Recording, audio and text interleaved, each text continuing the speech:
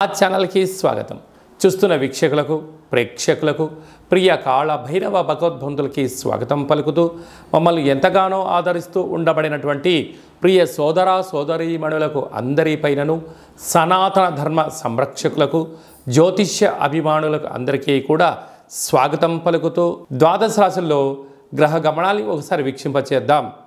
వృషభ రాశిలో కుజుడు మరియు దేవగురు బృహస్పతి సంచార స్థితి, కర్కాటక రాశిలో రవి సంచార స్థితి, సింహరాశిలో బుధ శుక్ర సంచార స్థితి, కన్యరాశిలో కేతు భగవానుడు సంచార స్థితి, కుంభరాశిలో శని భగవానుడు వక్రగమన సంచార స్థితి, మీనరాశిలో రాహు సంచార స్థితితో ద్వాదశ రాశుల్లో గ్రహ గమనాలు ఈ విధంగా ఉన్నాయి.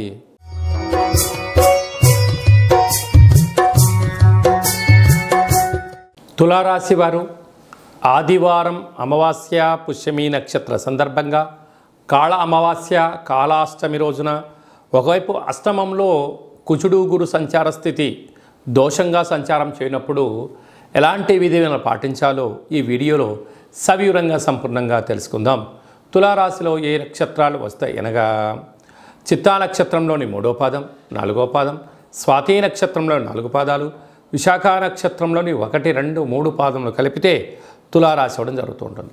చాలామందికి పుట్టినటువంటి కాల సమయంలో డేటా బర్తులు లేనటువంటి కారణం వలన పేరు యొక్క మొదటి అక్షరాన్ని అనుసరిస్తూ రాశిని తెలుసుకునే ప్రయత్నం చేద్దాం.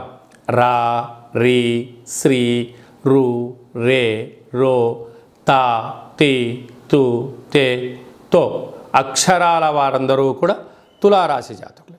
తులారాశి యొక్క అధిపతి శుక్ర భగవానుడు. వీరు పంచమ స్థానంలో శని సంచార స్థితి ఉండడం, వక్రగమనంలో శని భగవానుడు ఉండడం వలన వాహన ప్రమాదాలు స్వల్పంగా పొంచి ఉన్నాయి. నీటితో నిప్పుతో దూరంగా ఉండే ప్రయత్నం చేయండి. 6వ స్థానంలో రాహు సంచార స్థితి ఉండడం వలన రుణ సమస్య, రోగ సమస్య పొంచి ఉన్నాయి. దయచేసి అప్పులు ఇవ్వద్దు, అప్పులు తెచ్చుకోవద్దు.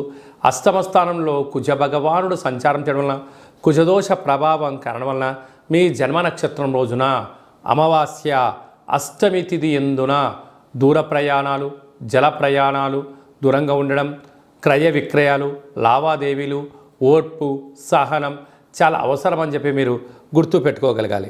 అదే కాకుండా కూడా రాజ్యస్థానంలో రాహు సంచార స్థితి, లాభంలో బుధ శుక్ర సంచార స్థితి, వ్యయంలో కేతు భగవానుడు ఉండడం వలన చిన్న చిన్న విషయాలకు ఆందోళన, సున్నితమైన స్వభావం కలిగి ఉండబడిన ఎవరైనా ఏదైనా అన్నట్లయితే దానినే మీరు మనసులో పెట్టుకొని పదే పదే అనుకోకుండా కాలాన్ని నెట్టుకుపోయే ప్రయత్నం చేయగలగాలి.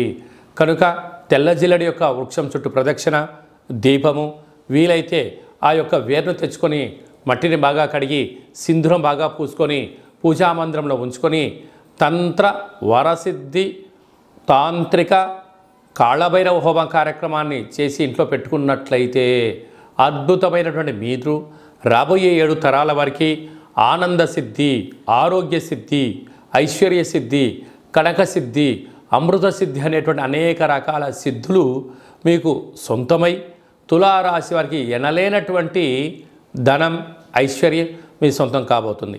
సాఫ్ట్వేర్ ఉద్యోగస్తులు, హార్డ్వేర్ ఉద్యోగస్తులు, వ్యవసాయ సోదరీమణులు, మార్కెటింగ్ రంగాలు, హోటలు, వ్యాపారాలు, రియల్ ఎస్టేట్ రంగాలు, షోరూమ్స్లు, పెట్టుబడిదారులందరికీ కూడా చాలా మంచి కాలము అని చెప్పి గమనించాలి.